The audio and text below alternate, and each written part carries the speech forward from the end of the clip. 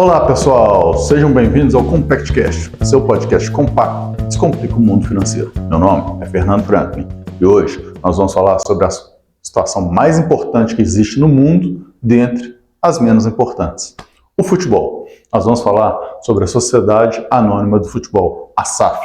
Vamos falar da importância da gente entender quem que é a SAF e quem que a gente deve cobrar por uma situação dessa. E, obviamente, vamos atrelar isso ao mundo dos negócios, né, ao mercado financeiro, a tudo que envolve aí a sua vida de uma forma talvez indireta. Então vamos começar aí falando que eu vou citar alguns exemplos de alguns clubes mais próximos aí de mim, clubes que estão mais aí evidentes no momento, né, para a SAF, tá? E vou falar um pouquinho sobre cada situação. E, obviamente vou puxar um pouquinho mais a sardinha para o meu galo, porque é o que eu conheço mais de perto. Mas vamos começar aí falando do Botafogo, né? O Botafogo que tem aí o John Textor, que é um estrangeiro que veio para cá, e ele resolveu, como dono da empresa, colocar a boca no trombone, falar para todos os ventos ali que tinha problemas na arbitragem e que isso era de maneira de má fé, de forma ilícita, e falando que tinha provas, no final das contas não conseguiu provar nada, e aí está sendo punido. Isso pode respingar de uma forma ou de outra para o Botafogo. E o que é o grande ponto aí? Talvez o John Textor, como acionista, como dono da SAF agora do Botafogo, deveria ter pensado o seguinte: eu não sou o dono do negócio, o especialista do negócio. Quem é o meu especialista do negócio é o CEO que eu contratei para tocar o Botafogo. Então ele que tem que falar, porque ele vai saber medir as palavras, ele vai entender o negócio do futebol, como funciona, principalmente o negócio do futebol aqui no Brasil, e vai saber tratar isso aí, porque no futebol existe muita política, tanto política interna, né, dentro do próprio futebol, como aquela externa, né, envolve muita coisa. Então é muito importante ele entender isso, e talvez ele não entendeu. E aí a forma como ele falou, que talvez nos Estados Unidos não desse nada, pode estar gerando problemas para ele aqui. E esses problemas, obviamente, podem respingar no Botafogo. Então ele deveria ter feito que essas falas, toda essa reclamação dele, fosse algo direcionado pelo CEO dele e não por ele mesmo.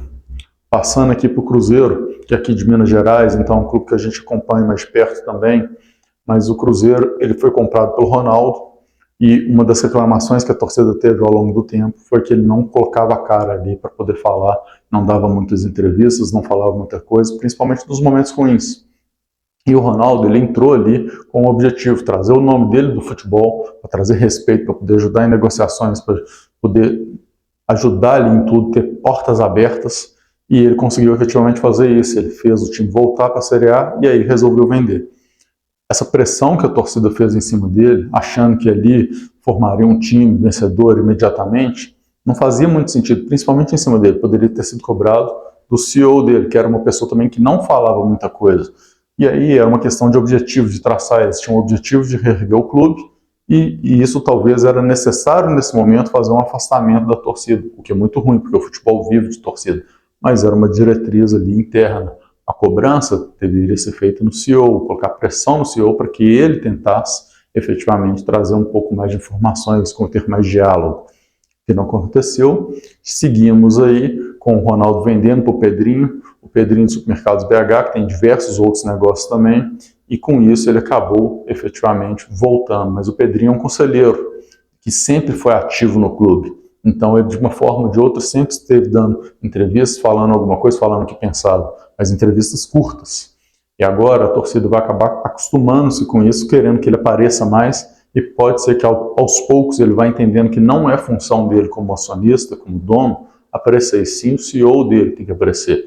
O CEO que tem que tomar cuidado, o diretor de futebol que está ali por baixo também que tem que aparecer, que tem que conversar. E é isso que a gente vai ter que ver aos poucos. E aí eu trago para o Galo, para o Atlético Mineiro, a situação que a gente está vivendo agora. Está uma situação meio complicada, o time teve muitos desfalques, então com isso a gente acaba tendo muitas pessoas aí protestando, reclamando, e começaram a reclamar em cima dos acionistas, dos 4 R's. Mas cada um dos 4 R's, eles nunca foram pessoas que apareceram muito. Eles, obviamente, por serem grandes empresários, serem pessoas de renome dentro de Belo Horizonte, sempre apareceram um pouco, e serem conselheiros do Galo antes, apareceram um pouco. mas eles vão continuar aparecendo um pouco e cada vez mais menos, até porque eles já passaram por um momento ali como conselheiros, não só conselheiros do clube, mas um comitê ali de ajuda ao clube, um comitê de gestão externo, que ensinou eles que eles não devem aparecer tanto, e eles estão cada vez aparecendo menos.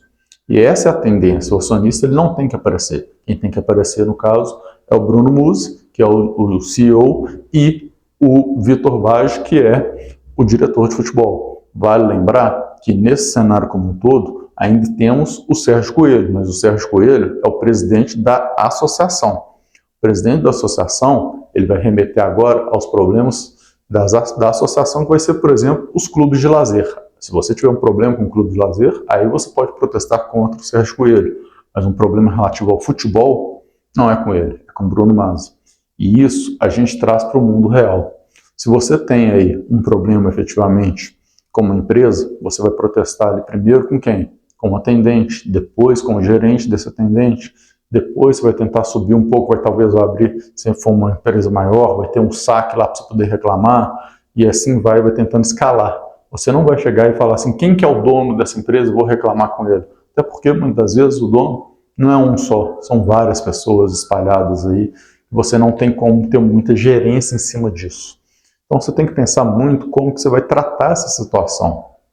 Não faz sentido, né? Igual se a gente pegar o caso dos acidentes da Vale, comparar e virar e falar assim, pô, o governo é acionista, eu vou reclamar com o governo, vou protestar contra o governo que ele foi lá e estourou as barragens lá e fez errado. Pô, não faz sentido, o governo ele é um dos acionistas, mas ele não era quem tinha que executar ali. Se for protestar contra o governo, seria da parte do governo de fiscalização, que não tem nada a ver de ser ou não acionista ali da Vale nesse caso. Então o protesto e todas as consequências, a maior parte delas, inclusive ser demitido, foi onde? No presidente.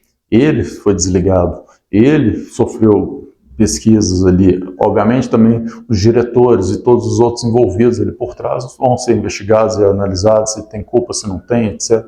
E aqui não cabe para mim aqui julgar isso aqui que não é o objetivo. Então, se a gente pega, por exemplo, outro caso, Americanas, o CEO entrou, né, olhou tudo, falou assim, tá tudo errado, tá tudo problema, jogou pro ventilador, deixou espalhar tudo e saiu. Quem que é o culpado? Não é ele, apesar que ele foi quem falou. Não tinha que ser o dono da empresa, né? Não tinha que ser, por exemplo, o Lehman que tinha que falar. E até por isso a gente não vê muitas falas do Lehman a respeito desse problema. A maioria das falas que a gente vê são coisas efetivamente nos autos policiais, já que o caso da Americanas entrou para os autos policiais, infelizmente. Então, são situações que a gente precisa entender quem que a gente deve reclamar sempre. Porque existe uma estrutura e essa estrutura é o caminho correto de reclamação para resolver o seu problema. Não adianta tentar resolver o seu problema reclamando de outra pessoa. Por exemplo, você vai no restaurante, tem lá o dono do restaurante é casado, por consequência, a esposa dele é dona do restaurante também, você vai lá e vai reclamar com ela. Qual que é o sentido? Ela não vai ter nada para poder fazer ali, você tem que reclamar com o dono, mas porque o dono, ele é também um diretor, um gerente, tá ali no dia a dia, né? Então ele está envolvido no negócio.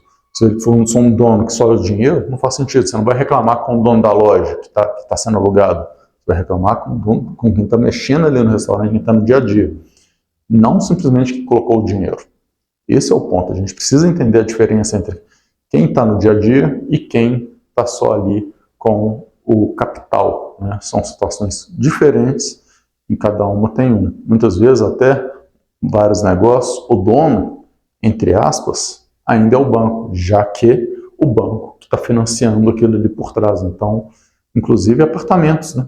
Por que não? Os apartamentos ali, muitas vezes, eles são financiados. Você vai reclamar com quem?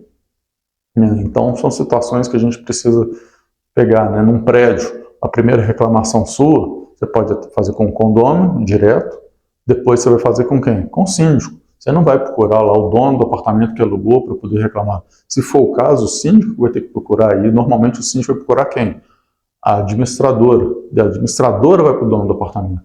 Então, são situações que vai depender muito de cada dinâmica, mas obviamente você vai tentar envolver quanto menos possível efetivamente o último nível. Você vai envolver primeiro aqueles níveis mais baixos ali para poder efetivamente resolver o problema, porque é eles que têm ação para poder tratar alguma coisa. Pensa um pouquinho nisso na hora que você for protestar lá no seu futebol, se você estiver achando ruim. Pensa um pouquinho se vale a pena você estar protestando contra quem está colocando dinheiro ou se vale a pena você protestar ali contra quem deveria estar agindo de uma forma um pouco mais efetiva ali, que é quem está efetivamente no negócio. Lembra, né? O CEO é o Chief Executive Officer, ou seja, é o chefe executivo do escritório. É ele que manda, é ele que toma as decisões, é ele que faz as execuções de tudo, é ele que está por trás daquilo ali. Então é ele que deve ser cobrado por essas coisas. Pensa nisso e até a próxima.